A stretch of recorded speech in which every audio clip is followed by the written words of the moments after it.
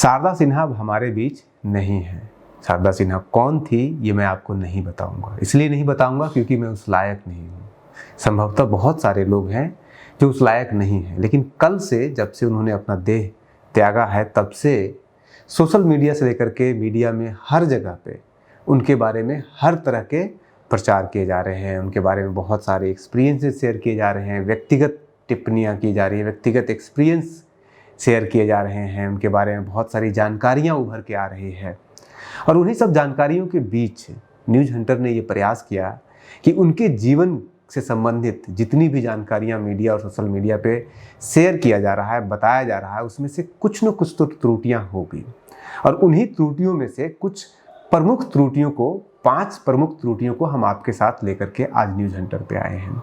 और ये वो त्रुटियाँ हैं जिन्हें दूर होना बहुत ज़रूरी है, क्योंकि ये वो त्रुटियाँ हैं जिनको शारदा सिन्हा जी ने खुद अपने पुराने इंटरव्यू में, पुराने एक्सपीरियंस में ऑन रिकॉर्ड बोला है, लेकिन उसके बावजूद लोग उसको फैक्ट चेक करने के बजाय शेयर कर रहे हैं।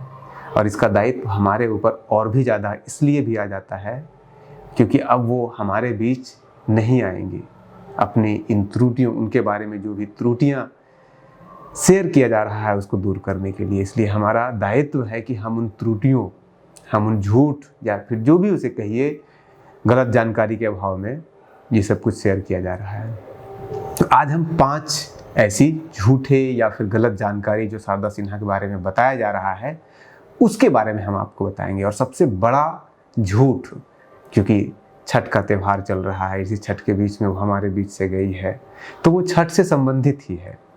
आप देखिएगा कि हर जगह बहुत सारे सोशल मीडिया पे शेयर हो रहे हैं, सभी लोग ये कह रहे हैं कि शारदा सिन्हा जी ने पहला छठ का गीत साल 1978 में गाया था। 1978 में पहली बार HMV से छठ के गीतों का एल्बम आया था। तब से लेकर आज तक और आने वाली अनगिनत सदियों तक शारदा सिन्हा छठ की पूजा करने वाले हर घर, हर परिवार का हिस्सा बनी रही हैं और बनी रहेंगी। सबसे पहला तो 78 नहीं बल्कि उन्होंने खुद अपने इंटरव्यू में कहा है, और एक जगह नहीं कई जगह इंटरव्यू में कहा है कि वो या तो 79 का दौर था या 80 का था साल। उस साल में पहला छठ गीत उन्होंने गाया था और वो छठ गीत ये नहीं था। छठ गीत जिसके बारे में दावा किया जा रहा है कि वो पहला गीत था उनका, वो है उगहे सूरज देव, लेकिन ये पहला गीत उनका नहीं था। उनके ही ना शब्दों में अगर कहें तो उनका पहला गीत जो था वो था अंगना पोखरी खनाए। छठ के गीत मैंने सबसे पहले 79-80 में गाया था। 80 में गाया था हमने, वो अंगना में पोखरी खनाए अब छठी मैया है आज।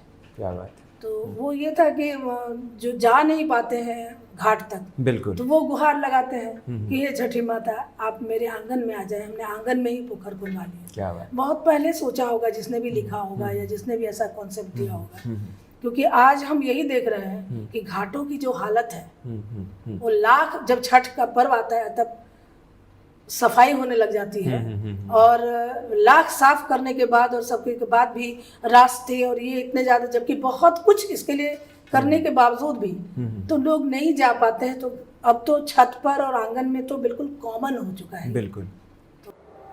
तो पहला झूठ, इसे नहीं शेयर किया जाना चाहिए कि उनका पहला गीत उठा है सूरज देव, उगा है सूरज देव है, ये गलत जानकारी है। दूसरा जानकारी जो गलत है वो ये है कि साल उनका 1978 नहीं था। तीसरा छठ से संबंधित जो गलत जानकारी है, ये सारी एक ही जानकारी, आप इसे मान लीजिए कि शारदा सिन्हा पहली गायिका नहीं थी जिन्होंने छठ गीत को रिकॉर्ड किया था।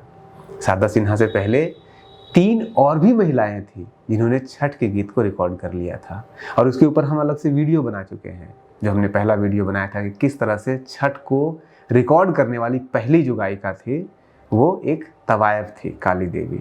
दूसरी गायिका जो प्रसिद्ध गायिका थी वो उनको भी पद्मश्री मिला हुआ है, विंध्यवासिनी देवी। और तीसरी जो गायिका थी वो कुमुद थी। और ये 3 के बाद चौथा है जो शारदा सिन्हा है जिन्होंने ये गीत गाया है। दूसरी जो जानकारी इससे संबंधित है कि लोग आज भले ही छठ से शारदा सिन्हा का पूरा व्यक्तित्व एनालिसिस करते होंगे, लेकिन शारदा सिन्हा ने जब पहला गीत गाया था और छठ का गीत गाया था, उसके बीच में 8 सालों का गैप है। यही दूसरी जानकारी है जो कि गलत शेयर किया जा रहा है। कहा जा रहा है, रवीश कुमार जैसे पत्रकार कह रहे हैं कि शारदा सिन्हा ने पहला गीत 1974 में गाया था, लेकिन उन्होंने 1974 में पहला गीत नहीं गाया था।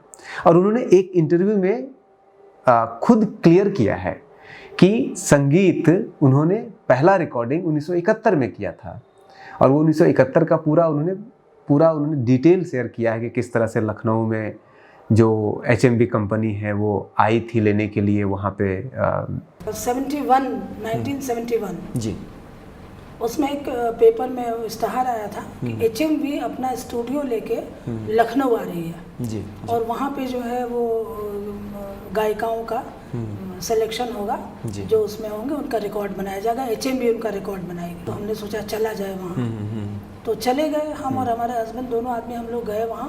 वो 71 का दौर था जब हम ऑडिशन के लिए, वो स्ट्रीट प्ले की शुरुआत है, आप बताइए। ऑडिशन के लिए मैं गई थी, और जिस दिन पहली बार मैं गई थी ऑडिशन में, सबसे पहले मेरा ये भोजपुरी गीत 1974 में रिकॉर्ड हुआ था।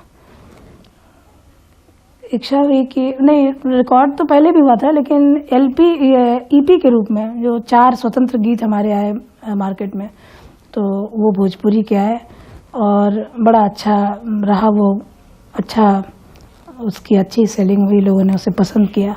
तो वो 1971 का साल था जब पहली बार रिकॉर्डिंग हुई थी। जो 74 की रिकॉर्डिंग जिसके बारे में लोग कहते हैं कि इनकी पहली रिकॉर्डिंग 74 की है, वो रिकॉर्डिंग भी पहली है, लेकिन वो पहली रिकॉर्डिंग नहीं है, वो पहली LP और EP रिकॉर्डिंग है। LP EP रिकॉर्डिंग क्या होता है, ये टेक्निकल भाषा है संगीत का। EP रिकॉर्डिंग पहली जो है शारदा सिन्हा की, वो है 1974 वाली। EP रिकॉर्डिंग का मतलब हुआ जब आप एक पूरा का पूरा एल्बम जिसमें कम से कम 3 से 6 गाने हो, मैक्सिमम 6 गाने और 3 से 6 गाने हो, तब उसे EP कहते हैं। और जब 10 से 12 गाने हो उस एल्बम में, तब LP कहते हैं। LP का मतलब बड़ा, लार्ज, है ना, विनाइल वाला। तो इसलिए 74 को आप नहीं कह सकते हैं कि पहली रिकॉर्डिंग है उनकी, भोजपुरी की रिकॉर्डिंग है। 74 की वो पहली रिकॉर्डिंग है EP वाली, यानी कि छोटी वाली, क्योंकि उसमें 4 गाने थे, 3 भोजपुरी के गाने थे और 1 गाना जो था उनका वो था मैथिली का। चौथा गलत जानकारी जो उनके जीवन से संबंधित है वो ये है कि वो सूत्रधार हैं छठ गीतों का। लेकिन आज भी अगर आप जाके देखिएगा YouTube पर, तो सबसे ज़्यादा व्यू वाला गाने शारदा सिन्हा के नहीं है। सबसे ज़्यादा व्यू पे गाना है आपको उगए है सूरज देव, है उन्हीं का गाना, लेकिन अनुराधा पौडवाल का गाया हुआ है, T सीरीज का फिल्म आया गया हुआ है। दूसरा गाना सबसे ज़्यादा जो व्यू गया है 65 करोड़ के लगभग, वो पवन सिंह का गाना है, जिस पवन सिंह के गाने में है जोड़े जोड़े फलवा वाला गाना गाते हैं। और उसके बाद फिर तीसरा गाना इनका है जो 2016 में उन्होंने गाना गाया था, पहले पहले हम कैनी अरगिया। आज भी लोग उस सिर्फ गाने को याद करके, जिन्होंने भी अपना जीवन बिहार से बाहर व्यतीत किया है, दूर रहा है, इस छठ पर्व से दूर रहा है, उनकी आंखों में आज भी आंसू आते हैं उस गाने को सिर्फ देख करके। तो वो लगभग उसमें 55 करोड़ 58 करोड़ के आसपास व्यू है।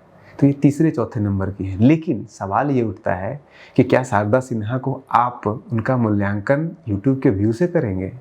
और अगर व्यू से करेंगे तो पवन सिंह का वो गाना जो उन्होंने गाया है, और बिना कोई शारदा सिन्हा को क्रेडिट दिए हुए गाया है, जो गाना उन्होंने गाया है जोड़े जोड़े फलवा, वो शारदा सिन्हा का गाना है। और Sharda Sinha T series Tips company के साथ 1996 में वो गाना गा चुकी थी। और शारदा सिन्हा ने जब गाना गाया था तो उन्होंने गाया था जोड़े जोड़े सुपवा, और छठ में जोड़े जोड़े सुपवा ही होता है। 2 सूप का अर्घ लोग देते हैं जब बहुत ज़्यादा छठ माई को ज़्यादा प्रसन्न करना होता है, तब 2 सूप का अर्घ दिया जाता है। जब कम होता है तो 1 सूप, जिसकी जितनी कहते हैं ना कि सक्षमता होती है, जो जितना अमीर होता है, जिसके घर में नौकरी लग जाती है, वो 2 सूप देता है। तो वही वो गाना गाई है कि जोड़े जोड़े सुपवा। और उस गाने को चेंज करके, सुपवा की जगह फलवा करके पवन सिंह ने गाया, उसका कोई क्रेडिट तक नहीं दिया शारदा सिन्हा को। और इसका पीड़ा भी उन्हें होता है कि लोग उनके गाने को गा लेते हैं, एक पूछते तक नहीं है, पूछना छोड़िए चर्चा तक नहीं करते हैं। हालांकि वो ये बात भी अपने इंटरव्यू में बोलती हैं शारदा सिन्हा कि जो लोकगीत है उन्होंने कुछ नहीं किया है, छठ हो या फिर और भी जो लोकगीत हैं, उन्होंने सिर्फ इतना किया है कि आंगन में जो गीत गाए जाते थे उनको लोगों तक लेके गया, आंगन से बाहर लेके गया। क्योंकि जो पलायन करने वाले मजदूर हैं, खास करके बिहार के परिप्रेक्ष्य में ये बात बहुत बहुत ज़रूरी हो जाता है, जहाँ पे पलायन बहुत बड़े स्तर पे होता है। जब वो पलायन किया हुआ मजदूर दिल्ली जाता है, सूरत जाता है, जहाँ भी जाता है, एक कमरे में 6 लोग सोते हैं, वहाँ पे उन्हें वो आंगन नसीब नहीं होता है। तो वह आंगन नहीं नसीब होता है तो उस आंगन का वो गीत भी नसीब नहीं होता है। शारदा सिन्हा कहती है कि वो इसी आंगन के गीत को वहाँ तक पहुँचाने का प्रयास की है। और लोकगीत ऐसे ही होता है, एक आंगन से दूसरे आंगन पे जाने में, दूसरे आंगन से तीसरे आंगन में जाने में वो अपने आप को बदलता है और संगीत को बदलते रहना चाहिए। तो पवन सिंह ने जो किया वो गलत नहीं किया, वो सही किया है, लेकिन एक एक्नॉलेजमेंट होना चाहिए इस स्वर कोकिला के लिए। तो ये एक अपने आप में झूठ है जिसे आपको झूठ या जैसा भी आप समझिए इसे मानना चाहिए हमारी नज़र में। एक और इनके जीवन से संबंधित जो बात है जिसे समझने की ज़रूरत है कि इनके जीवन से संबंधित जितने भी इंटरव्यू हुए हैं, ये ऑल इंडिया रेडियो पे अच्छे लंबे समय से गाई, उसके बाद प्रसार भारती से सबसे जुड़ी रही है। शुरू में रेडियो पे ही सिर्फ गाती थी ये, चाहे वो विंध्यवासिनी देवी हो। लेकिन क्या विडंबना है कहिए कि ना तो प्रसार भारती के पास ना ऑल इंडिया रेडियो के पास इनका एक भी इंटरव्यू है जिसे कि हम आज देख सकें कि उस दौर में शारदा सिन्हा क्या सोचती थी जब वो उस संगीत के दौर से उभर रही थी, उस संगीत के दौर में अपने आप को परिपक्व कर रही थी। उनकी जवानी के एक भी इंटरव्यू नहीं है। सबसे पुराना इंटरव्यू जो आपको मिलेगा 1995-96 का है, जो किसी एक छोटे से रीजनल मीडिया ने उसको रिकॉर्ड किया था, जिसका नाम माटी के सोरम है। और लेकिन वो इंटरव्यू मुझे पसंद नहीं आया बहुत ज़्यादा, हालांकि वो बहुत पुराना है। एक सबसे पुराना इंटरव्यू, इसके बाद जो सबसे पुराना इंटरव्यू उनका 2012 का, नवंबर 2012 का है, और वो इंटरव्यू लगभग 2 घंटे का है, 111 मिनट 14 सेकंड का वो इंटरव्यू है। और वो इंटरव्यू देखने लायक है। वो इंटरव्यू, उसमें सारी जानकारी, और मैं जो जानकारी आपको दे रहा हूँ इसमें बहुत सारी जानकारियाँ वहीं से है। उस इंटरव्यू में उन्होंने सब कुछ बताया है और उसके बाद फिर बहुत सारे लोगों ने उनकी इंटरव्यू लिया है। तो ये भी एक विडंबना है कि AIR के पास ऐसे इंटरव्यू नहीं है। हमने प्रयास किया कि शारदा सिन्हा से संबंधित कुछ ऐसी जानकारियाँ जिनको नहीं अब तक आप तक पहुँचाया जा रहा है या गलत जानकारी पहुँचाया जा रहा है, उसको करेक्ट करने का प्रयास किया है और हमारा यह प्रयास जारी रहेगा। आप बने रहिए न्यूज़ हंटर के साथ।